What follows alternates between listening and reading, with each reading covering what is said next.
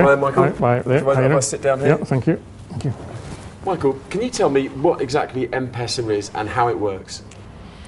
M-Pesa essentially is a mobile money transfer system where it enables you to take money, real money, go to an M-Pesa store, put money in there, real money that's converted into electronic money, which sits on your phone number, and then you can send that money to somebody else, or you can keep it in your phone, your number for some time, or you can use it to buy goods and services. That's essentially what it is. So what are the benefits of having this electronic money? I mean, why, if I lived in Kenya, why would I want to have M-Pesa?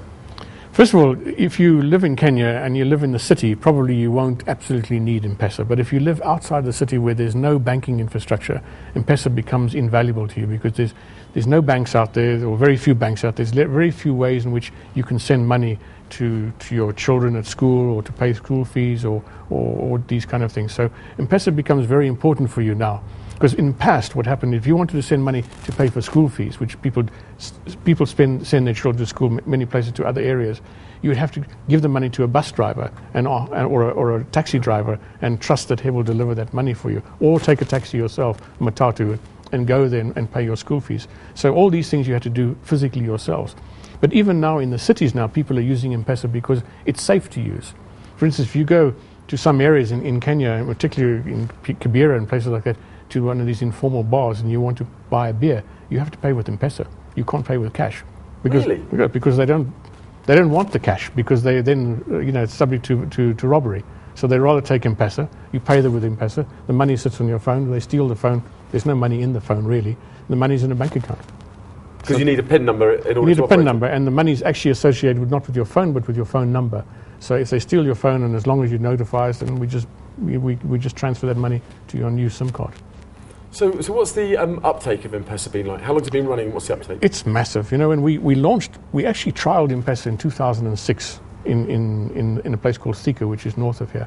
And we actually trialed it as a microfinancing project. It was for the disbursement of loans, or small loans, and the repayment of those loans. That was the original intention of M-Pesa. When we trialed it, we recognized the potential, and we said, no, this is not just for microfinancing. This is actually for money transfer. So we rejigged it and redid some software, and we relaunched it in March 2007. So just 18 months, I guess, it's been going now. And now we have I think this week, we will have the 6 millionth M-Pesa customer signed up. Wow. I know you were saying earlier that a few other companies are getting on the back of M-Pesa, but they don't really get that it's not just the technology. What did you mean by that? Well, if you look at the technology, it is complex because, first of all, it's complex because it's a banking product.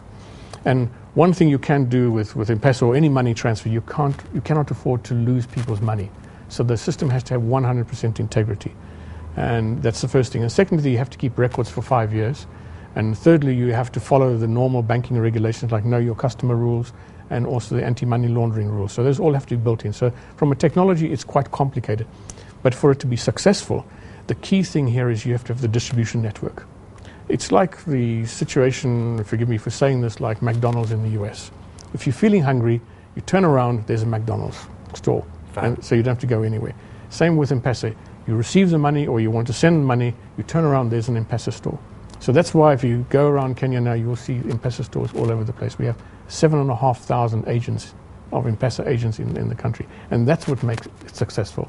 The distribution, the network distribution of your agents and your ability to maintain the integrity. That's the two things that makes it successful. Technology, if it works, it's fine. So I'm not a business guy, but I know about your ARPU. Your average revenue per user is quite low. So how do you make that stack up in business terms? Look, the big thing for M-Pesa is, yes, ARPU is very low, and it gets lower. It gets lower and lower as we continue to grow in Kenya. And actually, what's important really is really ARPU margin, not really ARPU. So it's really if you can make money with very low ARPU, then you're still in good business. But in M-Pesa for us, the objective for M-Pesa is to make it a stickiness product. In other words, if you have M-Pesa on your phone and you use M-Pesa a lot, you won't want to move to another network. So we have very low churn rates. As far as Safaricom, we have very low churn rates. People won't move to another network. That's the first thing. The second thing is the emotional bond of your customers to you. If you're providing a service that the customer really wants and really likes to use, they have an emotional bond to you. And so that makes them stay with you and become loyal to you. Okay, thirdly, it does make money for us. Not a lot. It's a very small, if you look at our total revenue, it's a very small incremental revenue that we have, that we make on M-Pesa. And from a profitable point of view, we've been going now since March 2007. I think we broke even for the first time in December last year. In December 2008 was the first time we broke even. And cumulatively, we'll only break even perhaps later this year.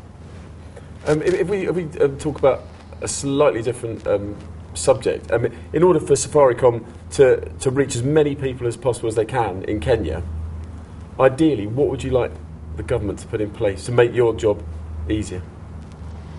I don't know if we really need the government to do anything for us, quite honestly, to make us even more successful. I think perhaps the only thing that we would look to the government is not to make it too expensive, because right now taxes forms a significant portion of the cost of airtime to our customers. There's 16% VAT and 10% excise tax. So 26% of every shilling that you spend with us goes to the government. And that is what will stop us from making this even bigger and spread it much more widely, is if they increase the taxes or maintain them. And of course, in these very trying times, governments look for a soft target for taxes. Before it used to be beer and cigarettes.